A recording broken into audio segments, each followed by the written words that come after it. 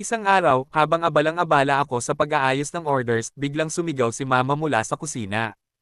Anak, ilang beses ko bang sasabihin sa'yo, huwag mong ilalagay ang shampoo sa ref? Sabi ko, Ma, hindi po shampoo yun, milk tea order po yan. Bakit mukhang sachet? Ma, packaging po yan, aesthetic. Maya-maya, nakita ko si mama sa labas.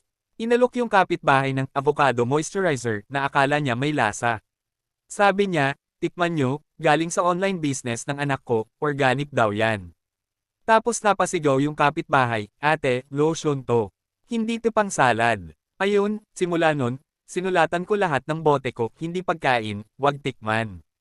Kaya sa mga online seller dyan, tip lang, ihiwalay nyo ang produkto nyo sa mga pwedeng kainin, lalo na kung kasama nyo si mama sa bahay.